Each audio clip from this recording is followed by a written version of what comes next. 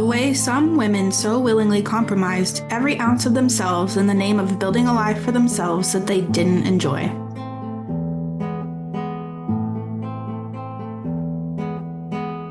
Welcome to the Busy Girls Book Club. We are a podcast that rates and reviews the internet's most viral books and tell you guys if they're worth reading or not, especially if you're really busy professionals like us. I'm Casey. I'm Caitlin. And I'm Catherine. And this week we have a doozy of a book. It has kind of gone very viral in recent months and was, I believe, picked for GMA's book club, Good Morning America. And it's kind of a talker because it deals with tradwife culture, social media, and far-right Christian ideologies. It is Yesteryear. And the book follows a main character, our main narrator, Natalie, as she kind of tells us about her life as a tradwife and as an influencer on social media.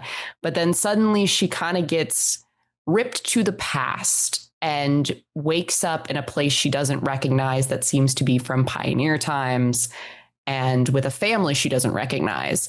And she is struggling with both that. And then also we get flashbacks to her past life and how she met her husband and where she got there and having boatloads of children with her husband and then filming them for content and clout and money and living on a farm in Idaho despite having no skills at farming whatso goddamn ever.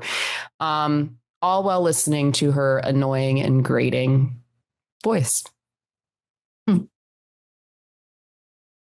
Yeah. So do you guys have reviews from the internet?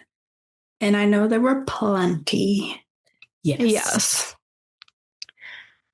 I can start. My reviews are a little bit lengthy. I just didn't want to go silly for this book because I have so many thoughts about it. And I think I have what may be a controversial opinion about it. So I really wanted to read reviews that actually kind of spoke to some of the things that I felt about it. So anyway, I'm going to try to read some of these quickly, but they are a little bit wordy. So the first one is a 1-star review.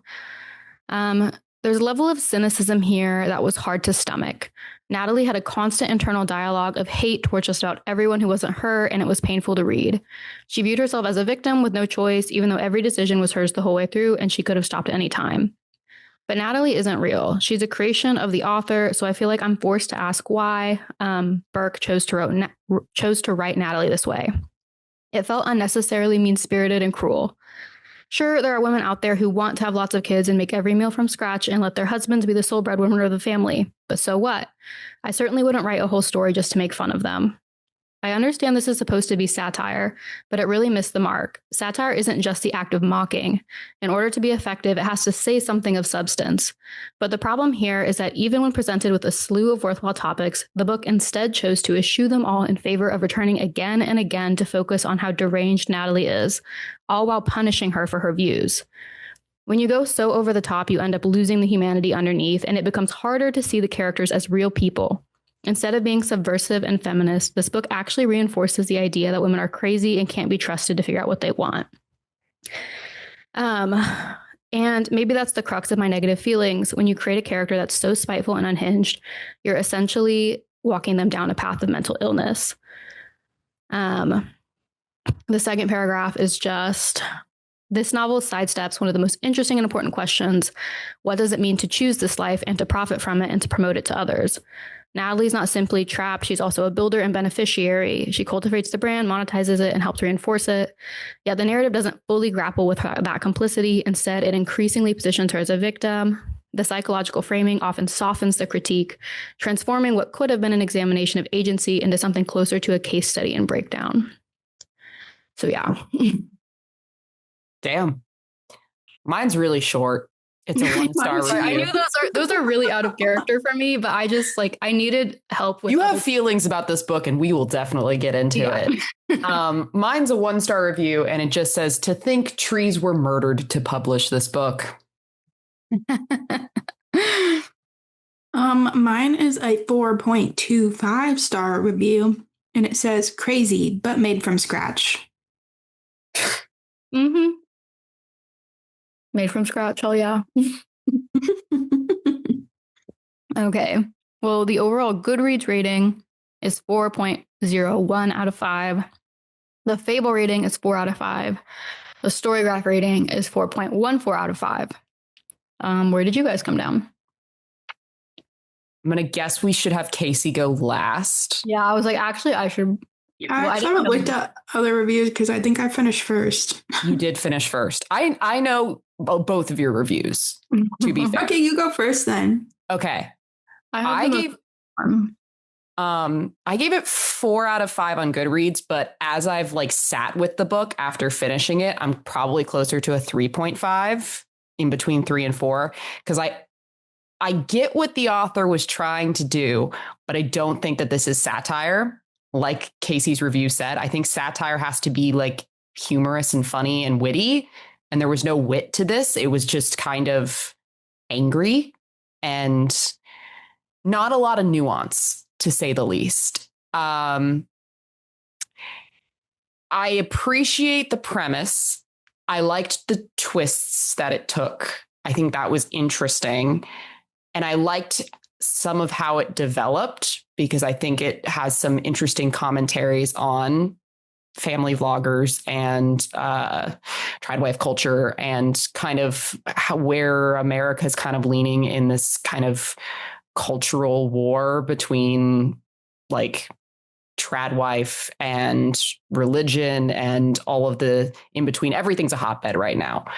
But I don't know if the book executed it as well as it should have when you're trying to do this as like a satire and as a commentary. So I'm going to lean more to 3.5, but I like the idea of it. I gave it a 4 similarly. It's not what I totally expected from the book. I did expect it to be kind of funnier. However, I'm not mad. It turned out to be almost like a psychological thriller, which was interesting. I think I just enjoyed that it was so unique. I haven't read anything similar. I don't know. I think it's such a fun read for the moment. Now, if someone picked this up 10 years from now, I don't know that it would hit the same. But for the moment, it's really fun. Like the ballerina farm, people are out there like, is this about me? Is this play about us? Yeah. I don't know. Like her writing was interesting. I hated the main character, but you're supposed to. Yeah. And I hated her in a way that I'm like, what is she going to do next? Yeah, it started one way and went a totally different direction. And just for like keeping me on my toes, I didn't like the end, not because of what happened, but because of how we got there, sort of. I'll explain that later. I actually needed more. But I still think like it was a fun ride. So 4 stars. I am very surprised to hear this book described as fun. This book was like some hard ass, long ass work for me. I actually couldn't put it down and stayed up late one night trying to finish the last bit. Oh my gosh. Okay, we had very different experiences reading it then. I rated it a 3 out of 5, but I'm somewhere in between a 2 and a 3. I also agree. I strongly believe this is a thriller and not satire. I think one of the reasons I didn't like it to the extent that I did is I think it's very misrepresented in the advertising of it, and it doesn't really deliver the concept it advertises it's going to deliver. But ultimately, I hated this book so much because I think this is actually doing something really bad for women, and it is essentially laying the blame for this patriarchal moment at the feet of individual women. I feel like Natalie is vilified to an extent that she's not a real person. She's a caricature. And that made me feel when I read it that I was not reading a story, an exploration of an idea, an exploration of a character, but an absolute fire hose to the face of Democrat propaganda. And it's like, I agree, but I just don't think this book actually says anything unique or interesting. I think this book says tradwifery can be bad, conservative ideals can be oppressive. And to me, that's not really a unique or interesting take. It doesn't really elaborate on or get deeper into the ideas that are supposed to be in the book. And I think what it does is it actually ultimately both presents you with a female character who is empowered and privileged, and yet somehow does not exercise that at all. And so she is both the villain of the novel and the victim in a way that is very confusing and really does not hold her accountable for either. So anyway, I have a lot of thoughts. I think the crux of it is that I felt like all the characters in the book were extremely flat, did not really undertake any growth, and were ultimately not held accountable for their choices in the book, which I think was just like, then what was this book for? And I just don't really understand. I just felt like I read an angry Democratic woman's rantings, punishing conservative women without the nuance of what has created the cultural moment. So anyway, I was not a fan. Well said. Yeah. And I get it. But it was one of those where I was like, I don't care because it's fun. I agree with Casey. The fact that you find this fun is crazy to me. This was not fun at all. This book was hard work for me to finish. Like, living in Natalie's brain should be psychological torture. It was horrifying in like a fun way. They need to give this to war prisoners. Like, it is just the least fun possible read. It's hell to be a woman. It's hell to be Natalie, that's for sure. Anyway, I have some solid book recs for the end. Okay. Exciting.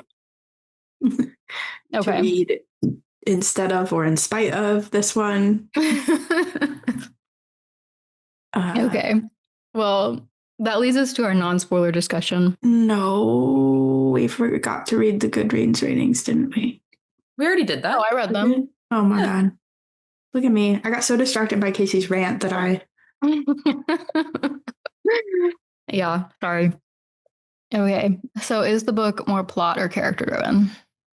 Character. Because you don't actually know what the plot is for a lot of the book. But it is kind of plot driven. I would argue plot. It's just the plot doesn't appear till about 75%. Yeah. Because the plot is sort of following Natalie trying to start the farm and start her Instagram page. And then the plot kind of becomes something else once the twist happens. But I don't really think it's character because Natalie isn't really an evolving character. Yeah, I would say plot as well, even though you don't know it until you know it. And this is part of why it's confusing with her like agency question mark in the book is because she doesn't really act everything, but also she kind of does, but she kind of acts in response to the plot and not necessarily creating it. And so I don't know. I would say plot. I'm going to stick with character. Fair enough. I think all her choices and what she's manifesting drives it all. It doesn't mean she's interesting. I'm not saying that. Caveats to everything I say. I do see it, but I'm still going to go plot. And that's you're right. You're allowed to do that. I'm going to agree with Casey on plot. Look at us being women with brains and choices. Oh my God. Guys. Okay. Where it will take us. We're those angry women. Have you or would you read other books by the author? I believe this is her debut novel. I'm not gonna. I'm not gonna either. It would depend what it's about, maybe. Unless she gets a better advertising or like book person that actually tells you what this book's supposed to be about. Yeah. Like this book was false advertising, to say the least. It was demonstrably falsely advertised. Like I was reading this book. Okay. For the listeners, the premise that is introduced to you beforehand, we've mentioned it before, is tradwife influencer essentially gets sent back to live in like the 1800s time frame. So that is sort of been pitched to me. Yes. the premise you imagine is more so based in the old times, and it implies that the book will more so be evaluating the character responding to this new situation, and that will challenge her belief system. That is not at all what the book is at all. 90% of the book is spent in modern day, and you get flashes of her in the olden times. Yeah. But the book is more so centered on her journey to get there rather than her responding to that twist. Yeah. And it also brings up this fantasy magic component, which didn't exist. It kind of God of the Woods does. Yes, it's very God of the Woods. It's a different book than you've been pitched. Yes. And I think if pitched as a thriller with trad wife settings, I think the book accomplishes that a lot better than the book that it says that it's going to be. So correct. I think that's important. Which then I wouldn't have read it because I'm not a thriller person. Right. And then I wouldn't have been interested. And also the whole book would have made more sense because I would have just been like, okay. But here's the thing. We had to read it anyway because it was so trendy. Oh, I know. Look at what we do for you a people. lot of mysteries and thrillers. It's good for us. We have read so many mysteries and thrillers. I just want to point that out this year. We have, but not, I would say not a lot of thrillers since our first or second year doing the podcast. I'd say more mysteries. Fair enough. And more fantasy leaning, sci-fi leaning mysteries than like a proper. Yeah, we've got a lot of sci-fi stuff, I feel like. Yeah. I don't know. I feel like people are always talking about new hot fantasy stuff or like thriller mystery stuff. I'm like, actually, I'm so out of tune with that one. So send us your Rex, I guess. The problem is many of them are pretty bad. And the plot twist in this one is actually very good and unexpected. Yeah. The problem is it undercuts what it's trying to build thematically. So it basically validates what you think the whole point of the book is. Yeah, so, it just deflates.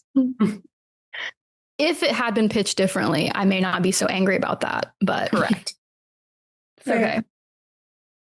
Anyway, I just wanted to bring this up just because I think it's just an interesting point to know. But the author is a co-host on a feminist podcast, and they do deep dives into various kind of cultural feminist analysis into like relevant political things for women. So like they did an Usha Vance episode and kind of broke down what being a Republican woman meant for Usha Vance versus someone like Mom Donnie's wife, who is similarly a brown woman, who's the wife of a famous politician, and kind of how their political parties and the way they've handled it is different. Anyway, I actually enjoy the podcast. I don't listen to it often, but I occasionally listen to it and talk about it with some of my friends. But I think knowing that is very important when you're thinking about where the author is coming from and the ultimate trajectory of the story and the way Natalie is treated in it. Yeah, that is important to know. I did read that beforehand, so I did know that going in. Yeah. Okay. How was the pacing of the book? How long did it take you to read? Okay, well, I know I'm in the minority here. I thought it was fine. And I even stayed up late because the twist came at a time where I was like, I just got to finish this to know what the heck just happened. Kind of anticlimactic, so not sure it was worth staying up late. But I don't know. It took me a couple days to read. I thought it was fine. It's a pretty average length book. Pretty easy language. I listened to it on audiobook because I had an Audible credit, and it took me 2 weeks to listen to, which is not normal for me. So that hurt. It was not well paced on audiobook, I'll say that. They really had different experiences. I had no idea. Yeah, I actually have almost the exact experience to Catherine. So it also took me roughly 2 weeks to read, and I ended up listening to the audiobook on Spotify because this book is so intensely negative and pessimistic that I could not bring myself to actually open it up and read it with my eyes. I had to just put my headphones on and like hold myself hostage with the words just entering my brain. You can't leave. And I hated virtually every second of it. Now, I want to remind y'all, I still gave the book somewhere between 2 to 3 stars. So it was not a 1-star read for me. There are things that I thought were good. There are proponents of it. There are things that I thought were decent. I just think it's sort of drowned out in this universal negativity and punishment and just like blame while also like victimization and helplessness of Natalie, that I think the book is ineffective because of that. However, I did not abjectly hate it. But it was borderline torture for me to listen to it. I could not get through it. And I want to warn you guys. So the first week I started listening to it, I was just working and stuff. So I don't really have, an excuse there. The second week I was listening to it, I was in this beautiful vacation with my family, and having to put the headphones on and inject Natalie's words into my brain while in the middle of a beautiful island vacation with my family was like fucking killing me, because I'm having this great time in this beautiful place. I'm like, I'm filling up my cup, seeing my parents, seeing my sisters, and then I have to enter Natalie's world, which is just like in Idaho, the most torturous, horrible universe possible. And it was just so hard for me to get through it. So that's a lot of words to basically express that I thought the pacing was terrible. Yeah, I normally can listen to audiobooks at work because like when I'm doing busy work and stuff, it's just easy to put on and like I'm still able to process everything. I could not listen to this at work because that would make me so depressed. I would jump off my building. Yeah. Yeah. It was so negative. Mm-hmm. Yeah, but okay. And for virtually no purpose. Like there was no reason for her to be written that way. No. I don't want to get into it now, but I'll get into it in the like spoiler discussion, why I think that actually makes it a worse book. That Natalie is so unlikable. No, I didn't read the end notes. No. You should. She didn't write her that way originally. She didn't? Interesting. Okay. I don't have it anymore, but she talked about why she changed her mind, and maybe that's why it's disjointed. Yeah, maybe that's why it felt. Well, I will say I also realized in the end notes that so the reason this blew up, it not only was it a GMA book club pick, but Anne Hathaway immediately picked it up to be produced into a movie. Yeah. Spoilers, like our next question. But it turns out Anne Hathaway actually got a hold of this so early, she helped edit the book. Like helped decide the angle of the book. Excuse me? Oh my gosh. Yeah. That's crazy. That's fucked up. A lot of people helping her kind of like bring this idea to life. That actually makes me She wrote it, but like Anne Hathaway has been on board since its inception. That's the idea of too many cooks in a kitchen. Yeah, I actually don't like that. Because to me, that also makes me feel like part of the choices were made to make it this widely marketable rather than staying true to what the vision was. So yeah, I think it would have been a better movie with what was pitched to us, but yes, I agree. I agree with you. That's why this is so crazy. I was so excited for the idea that was pitched to me, mind and then you, it wasn't Anne Hathaway's about to play the main character in Verity, so do what you will with that. Oh, that actually Don't get me fucking started on that. God damn. Man, I like Anne Hathaway until right this second. Fucking love The Devil Wears Prada too. Yeah. I'm just saying she likes these kind of weird. Yeah, she's in her indie thriller kind of books. Yeah. That hurts. Okay, that does inform my answer to the next question. Would you watch a movie or TV show of the book? I originally would have said yes, because I wanted to know if Anne Hathaway was going to deliver more of what I thought the original pitch was. Now that I know Anne Hathaway's been involved since the big early on, my answer changes to no, because I'm not interested in seeing this adapted for screen. No, if it's just this book adapted to a movie, no, I'm good. Thanks. I really watch thrillers. Yeah. So they're just going to pitch it the same way and everyone's going to go to a movie and be like, what? Right. I don't know. It was interesting. I don't know if I'd watch the movie though, because I don't think it's a visually interesting book necessarily. It's a lot of in her head stuff. Like, don't get me wrong. Idaho is beautiful. It's fucking beautiful out there in Idaho, and like the scenery and the national parks, like the mountains. It's really pretty. That's not enough to make a movie. Yeah.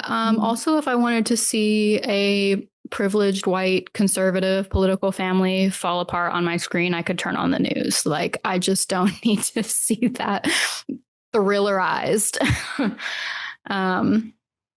Okay. So what about Busy Girl rating? I'm going to stick with my 4. I don't think it was a hard read. I think pretty much anyone could pick this up. I'm not saying everyone would enjoy it, but it's like there's not a high threshold to get into this book. You know, you don't even have to be into thrillers or into lit fic to enjoy this. As the reviews show us, a lot of people have picked this up just because GMA and Anne Hathaway told them to, and they've enjoyed it. So influencer culture. Honestly, marketing genius. So I'm gonna stick with a 4 because I think, you know, it would appeal to a wide audience because it's not specifically fantasy or sci-fi or something that not everyone enjoys. So I'm gonna go with a 2. oh. I hated it.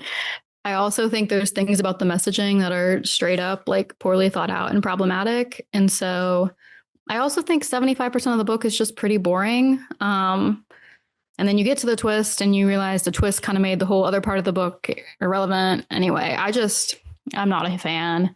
I don't think I'd recommend it to anyone. I wonder if the ratings will drop as more I've already people. recommended it to like 4 people. Oh my gosh. Caitlin. I ain't recommending this to nobody. So I'll leave it there. For me, it's a 2. Sorry, y'all. I struggled to get through it. I'll drop to a 3 because I also don't think this is a widely appealable book. Despite it being wildly appealed. Yeah, despite it being wildly appealed. Like, I've had male coworkers come up to me and ask if I'm reading this book because they were like deeply interested in what was pitched to them. And now that I've listened to it, I will tell them not to read it because that's not what happened. Although he might actually enjoy it. But anyway, yeah, it's a hard book to read and get through for 2/3 of these people on this podcast. So that's what my sample size is currently. This is not normal. I was weird when this is what happens. I love it. And it's not even a fantasy book. No. I know. And here's the thing. I like the book more than Casey did, obviously. I gave it a 3.5. Just got some problems. Yeah. Yeah, I feel like I'm on like thin ice, like over in an uncharted waters. I'm like, where am I? Don't worry.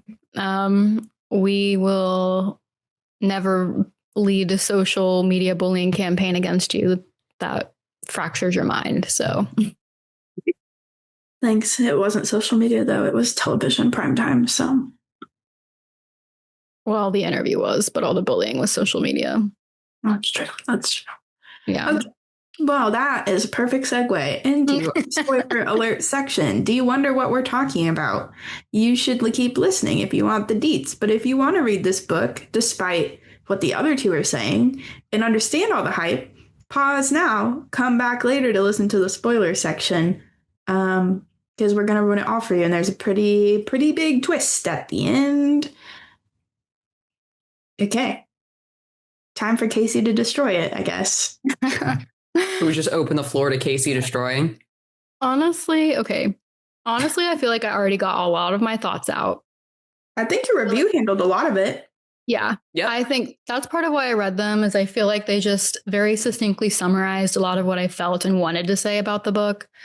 I think the only other thing I really feel the need to add up top is that I think that when you write a book where a main character is this intensely negative and unsympathetic, you end up actually letting people off the hook because they're not like her.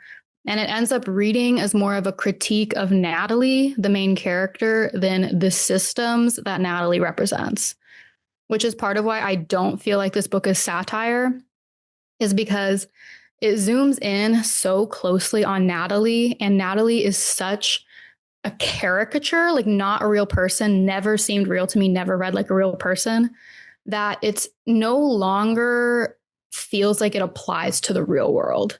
Like Tradwives and the Rise of Tradwives is a huge topic that I think all women should be thinking about, should be talking about, should be critical of.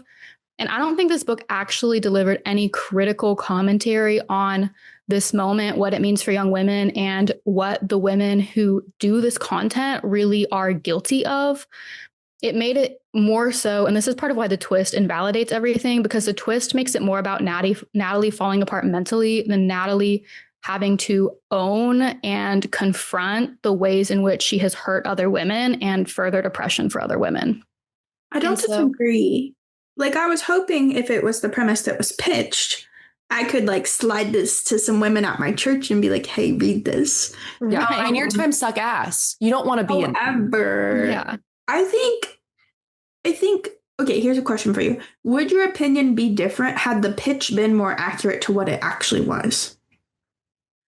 I think if it was pitched as not satire, not a characterization of tradwifery, but pitched as a villain origin story for a woman who just happened to dabble in that world.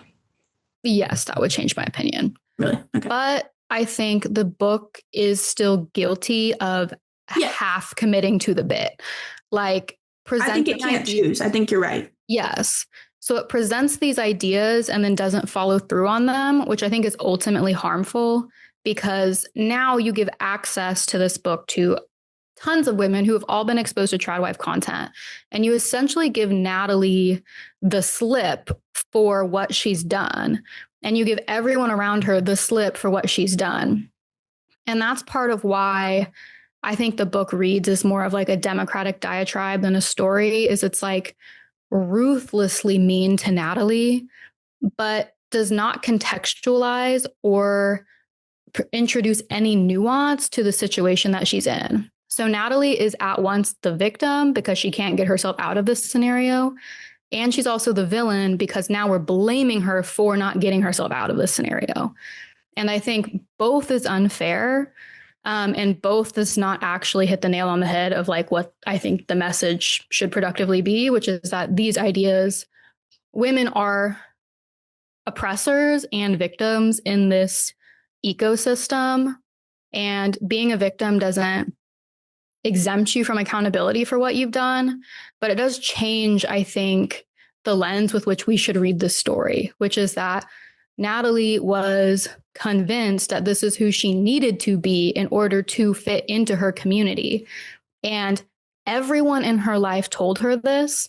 And then by the end of the story, vilified her and hated her for doing it. But Natalie is not given any of this like nuance because she's so hateable. And that's what made it just a boring story to me, is like, there's nothing here for Natalie to grapple with because she's just a terrible person, which just means like the story is just like a diatribe against a caricature that ultimately ends with this caricature like caving in on herself rather than making any kind of meaningful commentary. Yeah, I would agree. And I would also say, I think you could have, because it's a very isolated book, which is interesting when you're trying to deal with very complex and global themes. And I think you can do the isolationist horror in like when she's in the past. And I think that's fine because that's the point of it, is that you are very isolated in pioneer times. You might not even know your neighbors. You will never leave your house. Your husband will beat the shit out of you. You're a breeder. That is what you are.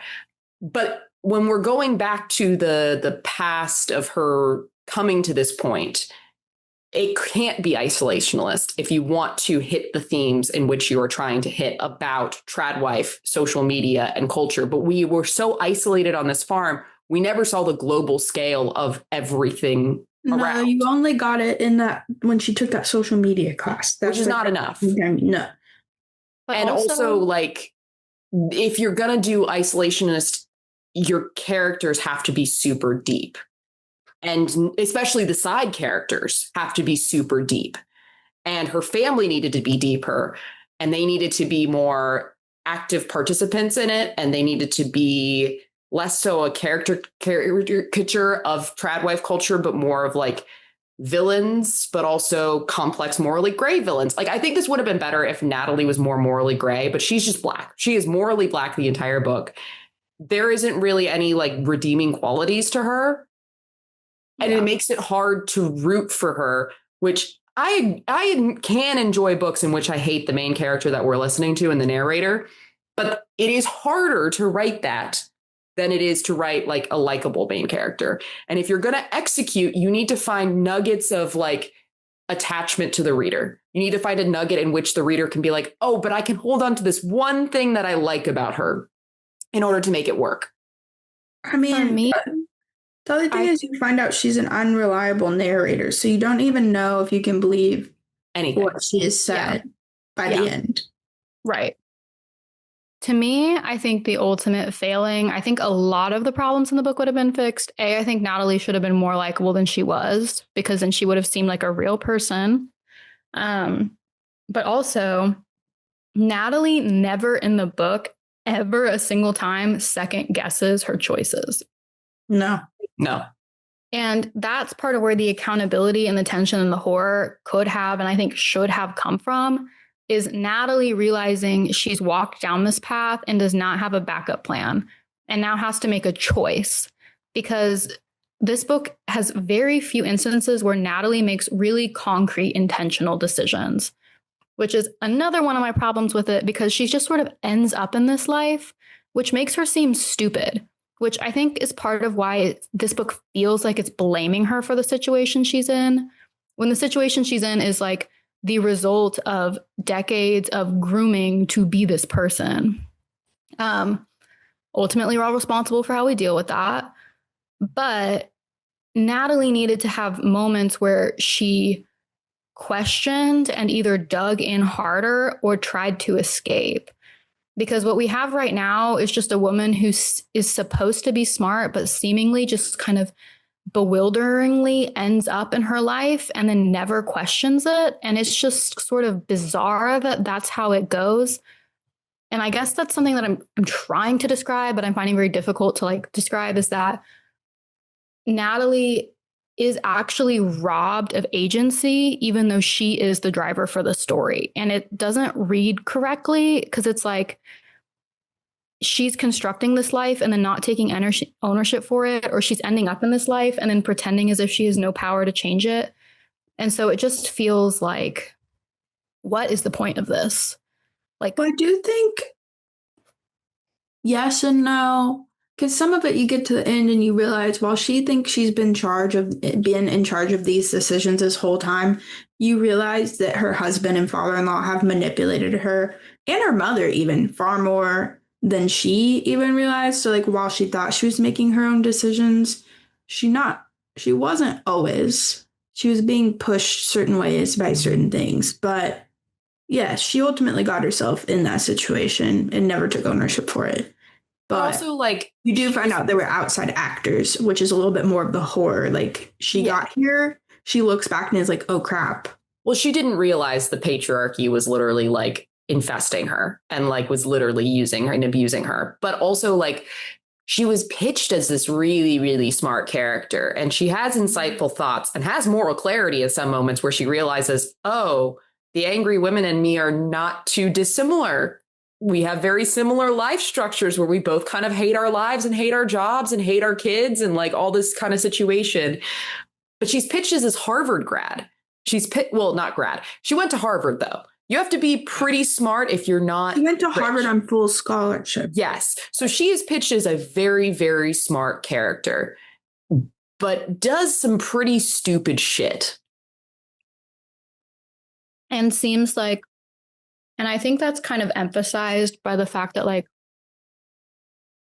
without Natalie owning up to her decisions, you just sort of read a book about a horrible woman who leads a life that is very predictably leads to horrible results and then has a breakdown because of it.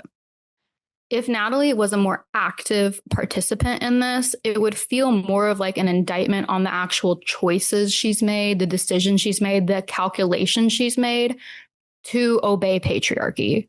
Like, that's ultimately what these women are doing, is they're hedging their bets and they're deciding that they'll get more by going along with this than by fighting it. And that has wide-reaching impacts for the women they convince to do this. And so, yeah, I think I think the tradwife thing felt like more of just like something that was coincidentally there than the driver of the conflict and the themes, even though it is what's at the heart of why Natalie's so unhappy. And she never realizes it. Yeah. I mean, it's shown in her kids because, like, she was groomed and gaslit and misinformed her entire childhood. And but her mom and her sister get redemption arcs, by the way. Both her mom and her sister get redemption arcs. And it's a very abrupt and quick redemption arc. I kind of like the redemption arcs because she thought she was above him the whole time and she realized she wasn't. Yeah. I mean, I liked the sister redemption arc. It was all too abrupt. Yes. Yeah. I would say that the mother was way too abrupt and way too easy. The sister makes more sense to me because of her like abusive ex-husband. That kind of like gets you into a situation where you have to have some mental clarity and have to have some like really tough thoughts and thought processes. Right. But like, I don't know. It's just, I liked the idea of Natalie's breakdown as the twist because I didn't see it coming and I didn't see what happened would happen. But I don't know. It just seemed a little too easy for her.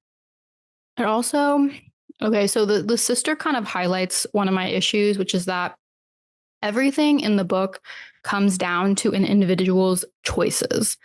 And each individual has the power to make choices that will change their life. Like the sister is in this horrible abusive relationship, makes a choice, gets out, and she's essentially redeemed because she has the clarity to leave a relationship. And Natalie is indicted because she doesn't have that clarity or never makes a choice to leave the lifestyle, which I think is an inherent misinterpretation of how patriarchy and power structures work, where the reality is that many women do not have the power to make choices that will change their lives. And that is part of where the horror should come from, is that patriarchy robs women of choice, and watching women deal with their lack of choices is more interesting than blaming women for not making the correct choices. Because the reality is the entire power structure and cultural moment that we're in is designed to force women into these boxes. So it's very hypocritical to me to lay the blame at the feet of women and their choices when, yes, there are many horrible women who should be accountable for their role in this, but that is not the ultimate power structure and power play that is ongoing. Yeah, she was brainwashed into a lot of those choices. But there's never a discussion of that. There's never a like moment where she's like, what I'm doing right now is not that different than the 1800s. I still cannot leave my husband. I still cannot stop having children. And why does she keep having children when she doesn't want them? It's crazy. She's chicken basting herself because she doesn't like her husband and just keeps having children. It's the only way to keep money from her father-in-law. I guess, but he never puts a number on it. He never says you must have this many children. No. I don't know. This is where I think the religious commentary was really interesting, but also just a little bit too hyperbole. Mm-hmm. Like, they never say what religion she came from. They call her Amish. They call her, like, Orthodox. They call her Baptist, you know. Mm-hmm. Which is fine. You don't need to, like, call anybody out, whatever. It gives Mormon vibes because it gives Mormons, yes. Idaho thing. If you read Educated, it very much gives that vibe. However, a woman like raised in that kind of religious home, this wasn't even like breaking Amish. This was I was secretly evil the whole time I was raised. Yes. A girl leaving her religion and trying a new life. It was a girl who changed her image, but still firmly believed what she believed in, like chastising her sister for divorce and things. Right. An indictment of Natalie, not of the religion. Right. That's where it was interesting. However, I think the most interesting part of the religious commentary was where she kind of tricked herself into believing someone's always watching you, like you're always on. And then you realize she's really just being like, oh, God's always watching. Right. And got a smile for kind the of the commentary on like, you know, just religion in general. Like, what do you do when you believe your deity is watching? Right. But it was interesting how she kind of like went back and forth between it's an audience and it's God. Well, I thought it was very interesting I think of like a moment that I highlighted in the book was when her mother like pitched that idea to her, and the idea, because like she's like, you made it look so easy, but it's the idea of her mother was in so much pain, but she would never let it show because she always was in her head psychologically thinking someone is always watching me, so I have to be on my best behavior all the time, and I have to put on a facade that I'm not struggling, even though I am struggling because I'm a single mother. Yeah. This point is, I'm really glad you guys brought it up, because this is one of the only reasons the book is not rated lower for me, because I loved this point so much. Because also, many women live this way. Mm-hmm. Women live like with especially mothers. And the idea that they must always look desirable for men, so that many women just like unconsciously, compulsively think about like how they're being perceived, even when they're alone, as if men could see them or men are watching them. And this is like, but she actually does it with her college roommate half the time. Yeah. Which is interesting. Mm-hmm. And then when you get to the part where she's accused of assaulting the nanny, you're like, oh, you might have been a lesbian this whole time. Yeah. And that's why she's obsessed with the room. Anyway, that's on the horror thing. Yeah. Kind of like a obsession drama. But I don't know, just like how she assumes that if her old roommate was around, she would always be watching her because she is so great. Right. And that's like diabolical. Right. Or like this idea that someone's always watching is essentially what keeps women in line. Like they never believe, even in their private moments, that they can step outside of this performance. Yeah. It's very Handmaid's Tale under his eye. It was also a bit like commentary on religion there too. Like, yeah. Oh, 100%. People only act the way they act because they believe a God is watching them. Yeah, because she would have behaved when you should actually just behave like you're a good human to other humans. Right. And also like, then you are not really a person. Like, where does the performance become real and when is the performance fake? Which is ultimately a huge problem for Natalie, because she starts to lose track of what's really her, what's a performance, what's fake, what's real. In her kind of like constant And I do think there are people in the evangelical community, as a member myself, who you never know if they're genuine in what they're saying and doing because they have their church smile on. So you never actually know, and you find out later. Yeah, it's bless your heart energy. Yeah. Which is not, I hate, that's the, okay, here's my thing.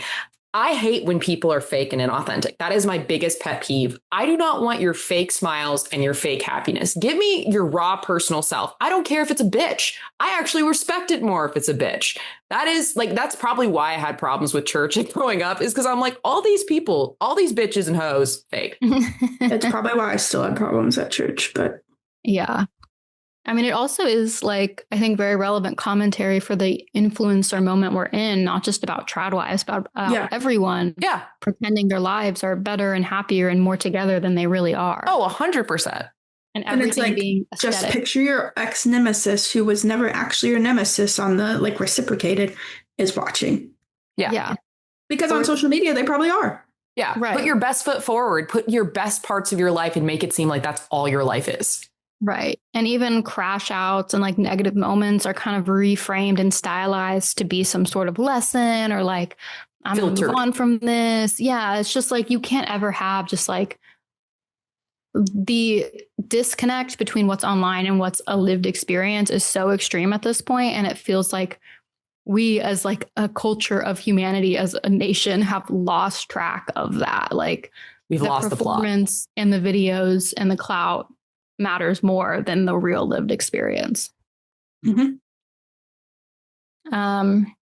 so we've been talking about this book for a while, not doing any of our discussion questions. Okay, but we've probably hit like a lot of them.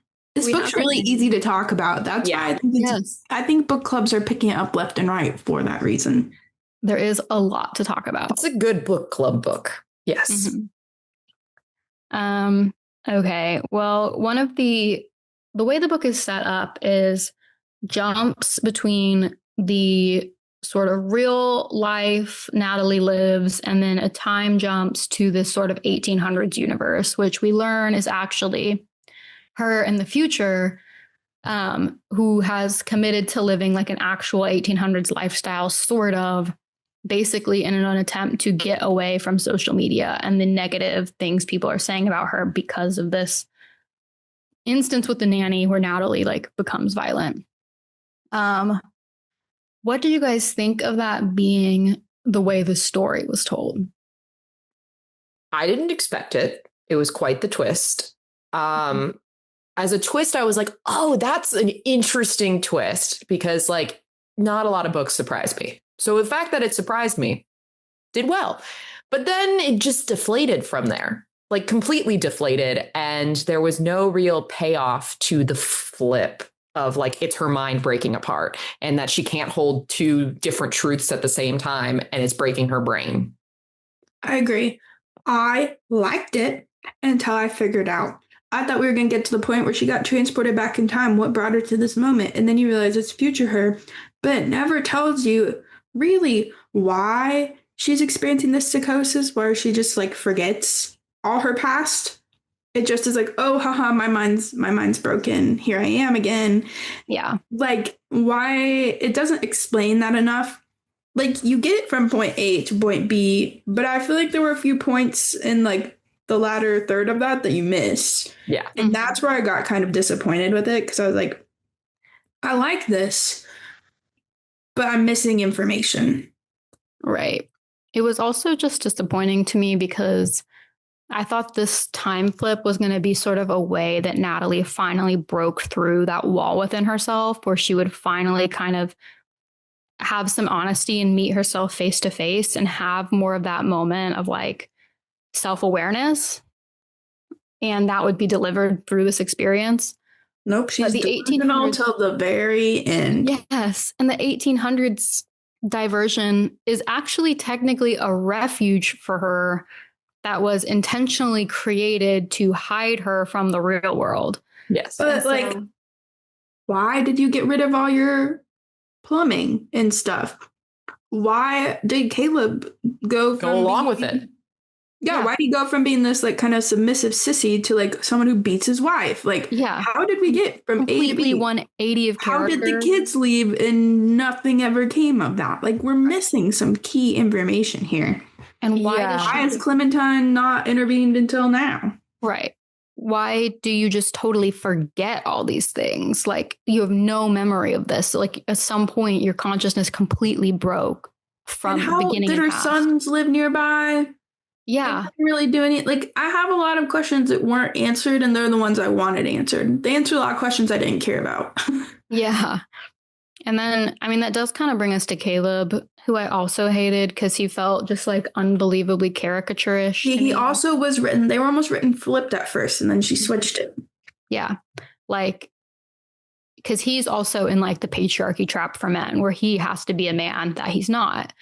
But then at the end of the book, he actually becomes that man, seemingly, where she's like violent and like falls down the manosphere pipeline. And then all of a sudden at the end of the book becomes this like brutally masculine man who like hits and rapes Natalie. And the rape scene is very difficult to read. Yeah. Well, and then also he has this moment in the book with Shannon, the producer, where he was like breaking through and deprogramming the manosphere, because she was like, yeah, that's just not true. Like, she just pushed back a little bit and his whole like his ideas like fractured. But then when Shannon gets assaulted by his wife and like this comes out, he crumbles back into the manosphere. Like, we didn't get that part where like we see Caleb go back to that. Yes. Also, problem with the fact that he sleeps with this 20-year-old woman. That's never really addressed in the book. Then it makes it seem like it's that easy to like break a man from the manosphere. Also, then Shannon's role in the book is seemingly to also be an idiot woman who has no idea what she's doing, because she actually feels bad for Caleb, even though that's like completely the wrong lesson to take from all of this. And so it seems like there's almost no point in Shannon's character other than to also be a villain. She was also just very confusing because she's like, I don't know, it just kind of happened after I was trying to deprogram him. And so we just started having sex. But then like when Natalie brings up a very potent point of like, are you pregnant? She's like, I would never get pregnant by that idiot. I'm like, but you just said he wasn't an idiot. So what is happening? And you slept with him for apparently no reason. Like you actually don't like him at all, even though you defend him. Yeah, the whole Shannon thing was weird.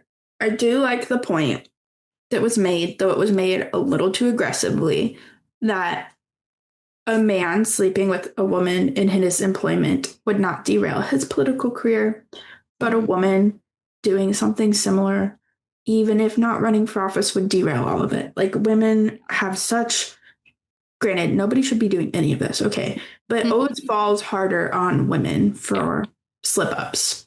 Right. This was more than a slip-up. I'm not saying this was okay by any means, but it was totally okay when the man did it. Yeah. Right. Like Caleb is a grown man sleeping with a 20-year-old. No one cares. Right. His father's like, we can work with that. And then she assaults the girl and like, well, now we need to kill you. Right. Now you might be a lesbian. A little too heavily, but it definitely fits our current political system. Right. Because the point that I like, that I think the book is trying to make, that could have been made better, but I think is there, is that there's ultimately no good women within the patriarchy. There's no way to win the patriarchy over to your side. If you act and behave perfectly like a good girl in the way they want you to, you ultimately will not be rewarded for it. Well, and the same thing we've read in other books, no form of feminism is the right and perfect form of feminism. Yeah. Because Shannon seems to want to think that of herself, but everything that she does is actually not a feminist action. Like sleeping with a married woman's husband is not a feminist action. Sleeping with a man who's very conservative, who's a part of the manosphere, not a feminist action.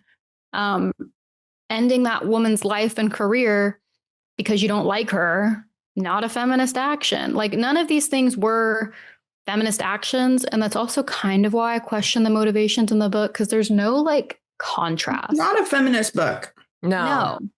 It's kind of all women are destroying each other with their beliefs. Right. Which is maybe true, but that probably is the correct commentary. Well, I did the commentary that I liked when it was like left versus right was the idea of like the far left and the far right are not so dissimilar. And that it's actually a circle or a horseshoe where they're actually closer than you think. Because Shannon brings up that point where like liberal women really liked Natalie because she showed this like idyllic version of like anti-government and like just basically like an organic lifestyle, like a granola lifestyle, even though that's not what she intended. But like the fact that like you've got the far right and the far left agreeing more often than not is very funny. And I think that's a very good commentary. It did bother me. So the character that comes up sort of a lot throughout the book is like Irina, or the college friend, whatever her name is. I think it's Rena. I could be wrong. Rena.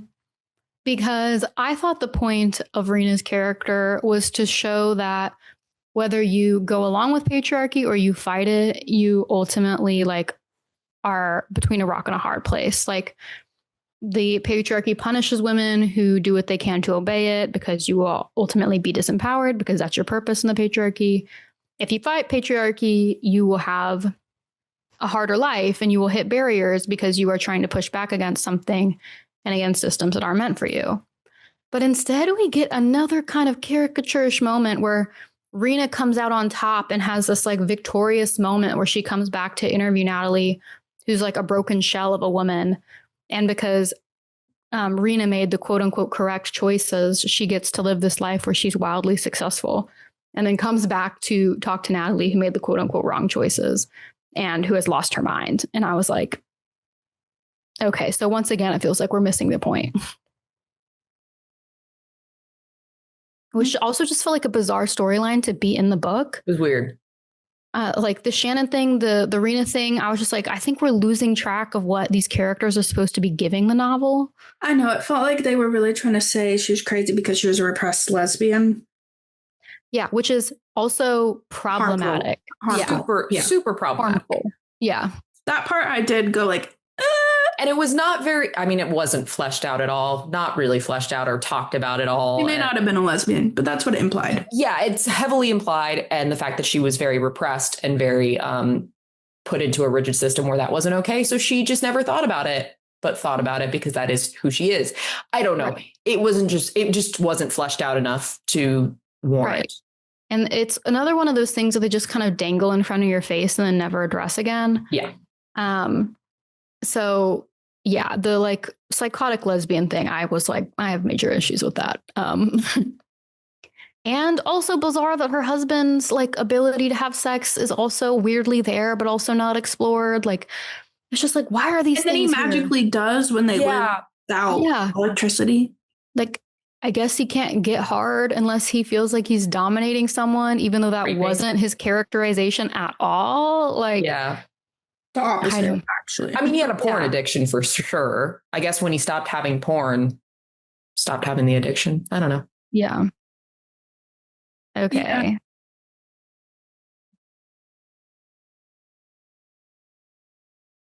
Yeah. We have touched on a lot of the questions now. I don't know if there's somewhere you guys want to pick up. I mean, I think the one I don't think we've touched on is something that like what we thought this book would be more about, and that's family vloggers and the psychological damage that it has to kids, because we're finding this out now. Because family vloggers really popped up once YouTube was really hitting its stride in the 2015, 16s. Like they really popped out of nowhere. And then suddenly there was hundreds of accounts with these families that they were pranking each other. They were showing their day in the life. And when you look at it with a rose-colored glasses lens, it's so cute. They're such innocent families. But then when you actually like put a critical eye to it and say, is that okay to be filming your children? Is that okay to be pranking them, quote unquote, and making them cry, showing their mental breakdown, showing their struggles on the internet that can forever never be taken down, and that can be seen by future employers and future like people who look at their college applications? Like, is that okay? What did y'all think of the critiques of family vloggers and how Clementine was kind of used in that way, where she like finally says, no, I don't want to be filmed? What did you guys think about that? I mean, it very obviously took pieces of real life stories. Mm-hmm. However, I almost would have liked a harder critique. Mm-hmm. Like we've said, it's dabbled around the trad wife family blogger thing, but it all was about Natalie. It was not actually about that, and I would have preferred it to be about that. Right. Because she has this like cognitive dissonance where I feel like I never really understood her relationship with her children. There wasn't one. Yeah, because she seems like she hated them. Right. She hated them, but then they seem to love her. Like she is around. They are in videos together. But because it's so focused on Natalie, we get very little insight into what the children's experience in the house is. Yeah. I do think showing the dark side of social media in the book was true. It's just another point in the book where I didn't feel like it had anything new to add. Like, I think that we know that this is bad for children, and there's many stories now out there about social media being bad for children. I think it really reminded me of the story. I'm going to blank. It's called Broken Hearts. It's a podcast series. And it's probably going to be one of my recommendations at the end. But me and Catherine listened to this together when we were working in Kansas City, actually. Yeah, it's crazy. But it's a story about this lesbian influencer couple who has adopted a bunch of Black children. And they become media viral by essentially being the perfect liberal family, like blended family, queer parents, children of color. And they get famous off of this image that they're this super happy, like multicultural, meshed modern family. And then the moms commit group suicide and murder, where they kill themselves and their children by driving off a cliff. And it basically comes to light that there's all these child abuse allegations. The children are being starved. The neighbors were calling CPS. And so anyway, the part of the story that's about that felt very similar to the Broken Heart story. And I saw a lot of parallels there, and it felt very like inspired by that kind of dynamic. Yeah. I don't know. I feel like you're right. And this was written with a script in mind. And it could have been, honestly, you could take the concept and write a whole other story along the similar timeline, and it would be a completely different book, and you couldn't accuse it of plagiarism. Right. I am desperate for Margaret Atwood to get her hands on this. Or you do a great job. Yeah. Or like there's so many writers that I think, especially science fiction writers, I think could have a field day with bringing the more like original idea to life. The lady who wrote I Who Have Never Known Men would have loved this in her day. Yes. Even like Grady Hendrix, my favorite like male writing women author. I would honestly love it if every author I've ever liked would write their own version of the story, because I think they would all be different, and I think could all introduce really interesting themes into the story that would be really cool to read, and that I would sadly, unfortunately, like more than the story. Well, I think every year it would change a little because the culture online is changing. Yeah. Right. The Tradwives all do needlepoint now, just saying. They do. They've moved on from bread to needlepoint. Okay, this is another point actually that I probably don't need to make because I've already made my points, but it, I think, failed to reflect the fact that Tradwives, actually it did a little bit, but Tradwives are capitalizing on a moment. Tradwives aren't the moment. No. So Tradwives are creating content that has viewers and are creating storylines and ideas that people actually want to see. And I think this book veered a little too hard in pointing the finger at Tradwives versus pointing the finger at all the people who believe blatant lies, feed into these ideas, and promote people when we all have free will. And Tradwives didn't invent this. They're just capitalizing on demand for it. Well, just people who believe the internet and comments have no consequences because you're behind a keyboard. Well, it's also the idea behind a screen, like you're the video, you know. The reason why Tradwives picked up so much is because of women's discontent in their lives and the lack of support and the cognitive dissonance that it is to be a woman in modern day, where there's a lot of mothers out there that work a full-time job, but then are expected to come home and work a full-time job being a full-time mom, wife, maid, nanny, like whatever you want to call it. And so they are working themselves to the bone, and they see this kind of idyllic picture where they don't have to work two jobs essentially and they can bake bread and they have more free time. And so it is a cultural moment where women are kind of waking up to say, I don't want to work two full-time jobs. I want an equal partnership. But this is a way of saying an equal partnership in two separate roles, where the man is taking the breadwinner role and the woman's taking the housewife role, and how that seems better than being both all at once. Right. I totally agree with that, which I think is also a better point because it points the finger back at men and the power structure that's been created through generations of socializing men to behave a certain way in their partnerships. Because this is a dynamic that appears in liberal relationships too. Sometimes we point the finger at these ideals for one group of people when this is kind of a universal problem.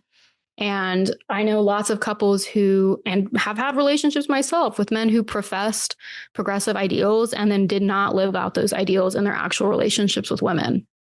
And so I agree. I think this moment is backlash to that because women are aware that they're getting the raw end of the deal still.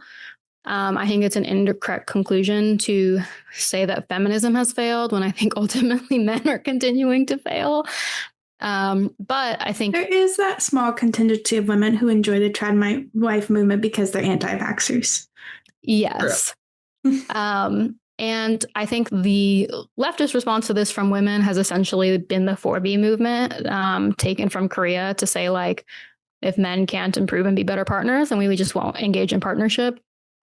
So I think there's two different things happening that are a symptom of the same issue. Yeah. I do think, okay, this is my last thing. I saw a review of this book and it kind of summarizes, I think, why I think the satire is so weak. But the woman basically said, my conclusion on this is a symptom of women being forced to inhabit roles that they don't agree with, but like women who want to do this role would not be as, unhappy. And I was like, yeah, that's because you're totally missing the point, which is that these structures are inherently oppressive. Not that like just because Natalie did not want to do this and was forced to. Yeah, she wanted to do it. That was the issue. Well, she felt like she had to. I don't think she wanted to do it. She did not want to do it at all. Yeah. She was told that this was her only option. But went to Harvard. That's where I got lost. But then she was culture shocked at Harvard. It was too much of a do anything to her. Instead of engaging, she disengaged. She disengaged, but that's because she was never taught how to engage. And also, there's a lot of issues with Harvard, and I don't want to get into it because, but like the idea of like Nepo babies, that's where they go. And so that's not the real world. Harvard is not the real world. You're experiencing a very microcosm of the world. Like you're not experiencing the world. And she disengaged because she was never taught to engage, and she's engaging in a very toxic environment. Also, something I found very interesting in those early chapters of the book is that I think Natalie actually correctly identified some of the problems with like leftist elitist spaces. Yes. But that was just another theme that was sort of dangled out in front of us and then never followed up on. The book was trying to do too much and didn't dive in deep enough to the things it was trying to do. Right. Or the things it said it was going to do. Yes. And then didn't do what it said it was going to do, which is just crazy. Okay. Well, this has been a very cathartic experience for me. I'm glad. I had critiques. I just thought it was so wild. I was along for the ride, which is typical me. So I'm sorry. No, don't apologize. No, yeah. I was interested to hear your opinions, especially because you're like an active participant in religion. I'm about as liberal as a Baptist going churchgoer can be, but yes. But like you go to church. Neither of us go to church. Women who think they are part of this movement, honestly. People that I used to be friends with, and one of us left our small town for a while and worked in news in diverse places, and other people didn't. And you see it. I see how the bubble keeps you. Yes. The bubble creates the Natalies. Not quite that insane, but. Right. When you're never taught critical thinking, this is what happens. I'm not saying they weren't taught critical thinking. I'm just saying they haven't met a variety of people that I've had the pleasure to meet. Yeah. I used to be very, very conservative. Yeah. I used to be very different too. Same. Yeah. I've learned a lot in my 26 years. Okay. Well, unless you guys have anything else to add, do we want to get to book recommendations, movie recommendations? I got nothing, y'all. Scream it from the mouth. Oh, what? I have so many I could give. We have so many too. Jesus. I want to scream from the mountaintops. The whole time I was reading this book, I was thinking, Girl Dinner did it better. Yes. Yeah, I would agree with that. So I want to recommend Girl Dinner if you want an actual commentary on how trying to fit into a form of feminism can drive you insane. And marketed horror. Definitely horror. Mm-hmm. I loved it. And if we want to talk similar insane narrators, Yellowface. Yeah, that's a good one. Damn. Yeah, I could keep going. I Who Have Never Known Men. Like we could keep going. Yeah. Okay, I'll shout out the podcast I mentioned. I think it's also a book, but I listened to the podcast. It's called Broken Hearts, and heart is spelled HART. So that's about an influencer couple who was abusing their children. Really interesting on terms of sort of like fake influencer lifestyles. I also kind of want to recommend Half His Age, because I know that was another controversial book on this podcast, but I feel like also not a perfect book, but better executed the themes it was trying to talk about, which was also very much about like women, patriarchy, expectations, and kind of like vulnerability and how people can take advantage of that. The last one I'm going to do is The Compound, which we're reading soon, and I'm very excited about. But that one is kind of dystopian sci-fi about a reality TV show that's based on Love Island. And I think that gets into a lot more of like the performance and the emptiness of being driven by other people's opinions of you and how that kind of leads to this like empty materialism that bankrupts people. So I would also like to say, I mentioned it in the podcast, but Educated is a memoir about a woman who essentially grew up in a religious cult kind of family in Idaho and leaves to get educated. And that's what would really happen. Yeah. You should read that because it's real. Yeah, there we leave the world and not learn things. You know, right. You don't just leave your bubble and not learn things. You learn things. Right. Plus, it's real. The girl's life is crazy, and she's a really good writer. Yeah. Nice. Y'all reminded me of Grady Hendrix, so I'm going to do Witchcraft for Wayward Girls because I think it executes the idea of the have-nots of society and where you place them. And then when the have-nots get power, it's real fun. And I think it touches on cultural moments a lot better than this book.